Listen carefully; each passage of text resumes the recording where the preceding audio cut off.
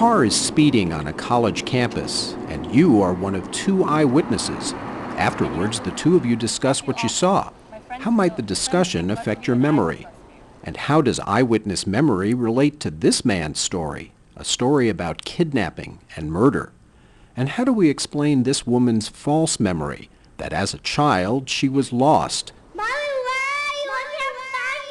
and afraid? Cognitive psychologist Elizabeth Loftus says to answer these questions we need to understand how memory works. Loftus says memory is changeable, malleable, and that we reconstruct it over time. You don't just record the event and then play it back later the way a videotape would work. The process is much more complex. And one of the things that affects memory and the accuracy of memory is new information or new details or new ideas that come along after some experience is completely over. So after witnessing this on-campus driving, the two eyewitnesses might have different opinions as to what happened. One might have inaccurate, misleading information, and that could influence the other. That misleading information can enter their memory system and can cause an alteration or a distortion or a contamination in memory. They start to believe that they experienced the misinformation themselves. In the laboratory, Loftus's early research demonstrated this. After a subject watched a car go through a stop sign, simple suggestions by an experimenter convinced many that the car had gone through a yield sign. We can do that fairly easily. And in the real world, when a police officer says to an eyewitness, "Mrs. Jones said it happened this way, what do you think?" the suggestion that Mrs. Jones might be right can influence eyewitness memory. So people have to be careful in all kinds of situations that they don't contaminate the memories of individuals from whom they're trying to get good information.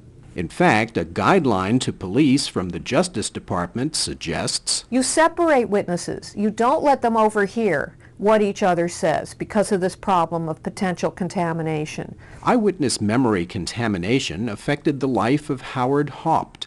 Tried for kidnapping and murdering a child, a jury acquitted him, in part because Loftus testified that police questioning may have altered eyewitness memory.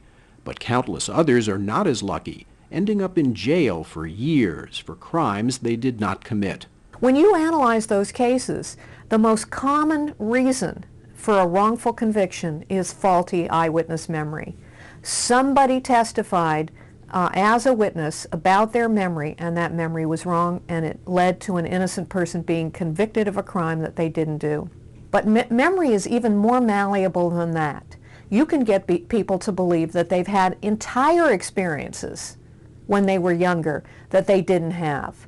Mommy, where are you? I can't find you. This woman is writing about being lost as a child. The next thing I knew, I was surrounded by strangers and got really scared. I cried for my parents, and someone noticed me and took me back to them. In fact, she was never lost. But listen to what the experimenter says when first meeting her. Today I'd like you to write about some experiences from your childhood. I talked with your parents about this, and they told me some specific events that happened to you. Erin's parents were contacted, and they did suggest some real experiences, like a special birthday party. But they also said Erin was never lost. The experimenter made this up to demonstrate the power of suggestive information. The memory of being lost results from the suggestion that parents said it really happened.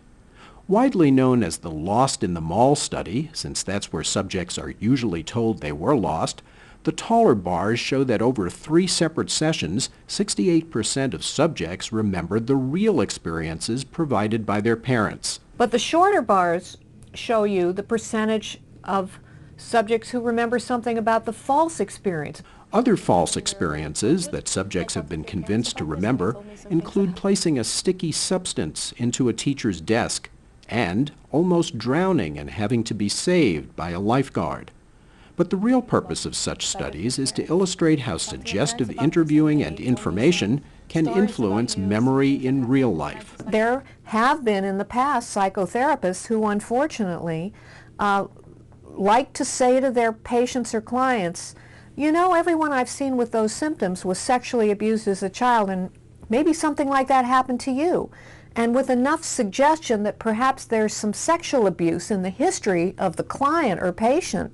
Some of these individuals have come to believe that they were molested by people that didn't do anything to them, that they sometimes had extreme experiences like being molested in satanic cults where they were forced into animal sacrifice. All of which has led Loftus to the following conclusion. Just because somebody reports a memory to you that's very detailed and very confident and about which they're very emotional doesn't mean it really happened.